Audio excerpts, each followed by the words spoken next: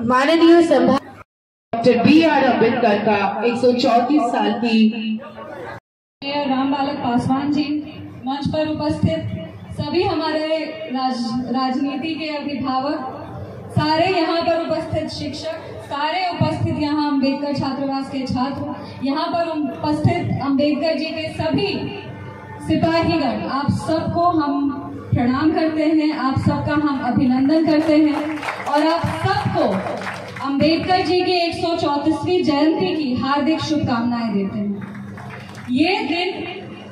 ये दिन कोई मामूली दिन नहीं है, ये दिन उस संघर्ष का प्रतीक है जो वर्षों पहले जिस संघर्ष को बाबा साहब ने शुरू किया।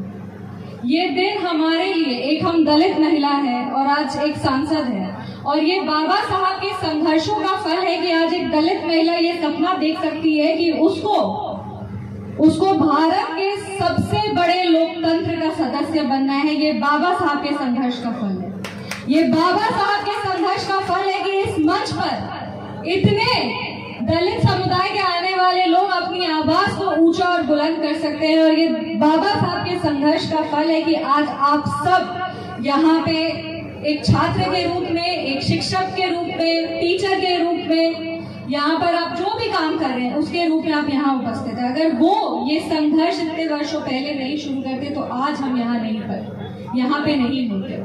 बाबा साहब, अगर हम अपने चंद शब्दों में कहें तो बाबा साहब सिर्फ एक व्यक्ति नहीं थे, बाबा साहब एक विचार थे। बाबा साहब एक वो विचार थे जो हमें सामाजिक न्याय की ओर लेके जाते हैं। बाबा साहब वो विचार थे जो हमें सामाजिक समानता की ओर लेके जाते हैं।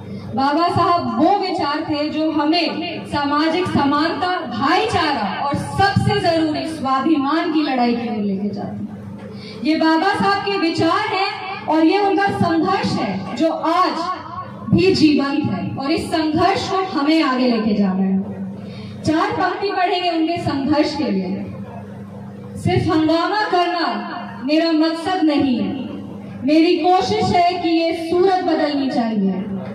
सिर्फ हंगामा मेरा मकसद नहीं, मेरी कोशिश है कि ये सूरत बदलनी चाहिए।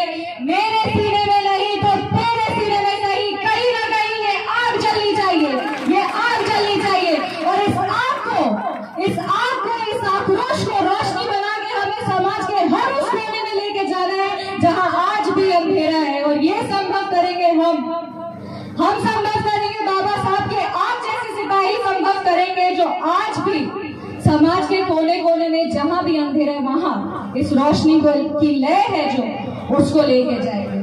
वो विचार, वो व्यक्ति महानुभव थे, उनके बारे में अगर कुछ कहना पड़े तो शब्द कम पड़ जाएंगे। जिस तरीके से वो अपनी लड़ाई लड़े, छुआछूत के खिलाफ लड़ाई लड़े, वो दलितों के अधिकार की लड़ाई लड़े, और बहुत कम ही लोग ये जानते हैं कि वो एक बहुत बड़े फेमिनिस्ट भी थे। वो महिलाओं के अधिकार की लड़ाई लड़े। वो हमेशा कहते थे शिक्षित रहो, संगठित रहो, संघर्ष करो। और शिक्षित रहो का एक जो थोड़ा सा योगदान हम दे सकते थे वो हमने किया है। हम सांसद बने थे तो हमने कहा कि हम यहाँ पे एक बेटी, एक बहन के रूप में आए हैं और हम ये कोशिश करेंगे कि जो भी मेरी जो सैलरी है वो हम जरूरतमंदों के बीच में, या जो शिक्षा ग्रहण करना चाहते हैं और आर्थिक रूप से उतने मजबूत नहीं है, हम उनको वो ये दे सके। क्योंकि मेरे दादाजी एक बहुत गरीब परिवार से आते थे और वो नाव तैर के पढ़ने जाते थे, ये हमने चुनाव के समय भी कहा था। पर क्योंकि वो शिक्षित हुए, उन्होंने अपने पूरे परिवार को सशक्त किया, और हम उन्हीं की पोते और हम चाहते कि उनके आदर्शों पे हम भी चले।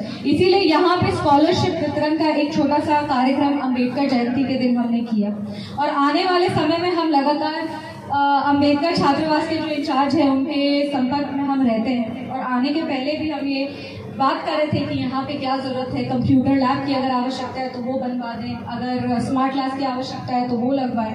पर उन्होंने कहा था कि कुछ इंफ्रास्ट्रक्चरल प्रॉब्लम्स हैं यहाँ पे, ड्रेनेज का है या पानी की जो समस्या है उस पर हम लोग जरूर काम करेंगे। पर ये स्कॉलरशिप देने का सिर्फ ये उद्देश्य था कि जो हमारे समाज के, मेरे समाज के जो हमारे भाई बहन हैं जो शायद आर्थिक रूप से उतने मजबूत नहीं है, उनको भी हम मजबूती प्रदान करें ताकि वो भी अपने सपनों को जी सके, वो भी अपने सपनों को पूरा कर सकें। आने वाले समय में हम बस यही कहना चाहते हैं कि आपकी लड़ाई सिर्फ आपकी लड़ाई नहीं है, आपकी लड़ाई मेरी भी लड़ाई है। सिर्फ एक यहाँ की सांसद होने के रूप में नहीं, यहाँ की बहन होने के रूप में नहीं, यहाँ की बेटी होने के रूप में नहीं, पर क्योंकि एक दलित है हम, इसीलिए हम भी आपके साथ खड़े हैं और उतनी ही मजबूती से आपकी लड़ाई को लड़ेंगे। आज राजनीतिक तत्व कितना भी प्रयास करें, हमें ये एक मजबूत उदाहरण देना है कि दलित टूट नहीं सकते। हम लोग को आज बहुत तरीके से तोड़ा जाता है, बहुत अलग अलग तरीके से हम लोग को कहा जाता है कि हमारी लड़ाई इससे, हमारी लड़ाई उससे।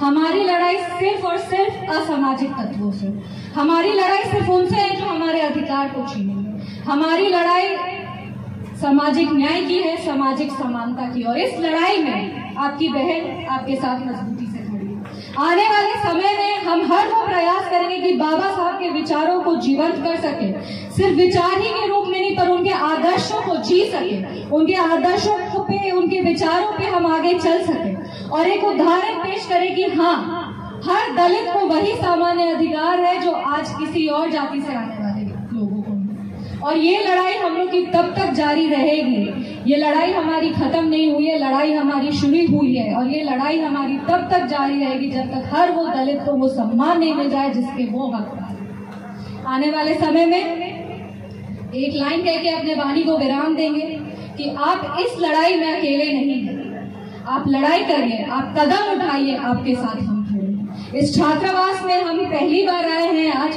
पर वादा करके जा रहे हैं कि इस छात्रावास को और मजबूत करने का प्रयास करेंगे ताकि आने वाला हर वो जो यहाँ पढ़ रहे हैं उसके सपनों को भी वही पंख मिले जो सपने को मेरे दादाजी ने पंख दिया। आप सबके साथ हम खड़े हैं और आज समय थोड़ा कम है पर आराम से आएंगे और प्रयास करेंगे कि एक छात्र संवाद जैसा हो। आज बाबा साहब की जयंती पर आए थे पर फिर आएंगे और आपसे आपकी शिकायतों को, आपकी बातों को, आपकी अगर कोई नाराजगी रहेगी वो आपकी जो अपेक्षाएं हैं उसको सुनेंगे और पूरा कोशिश करेंगे कि उस पर हम अमल कर सकते हैं। इसी के साथ अपने वाणी को विराम देते हैं। जय हिंद, जय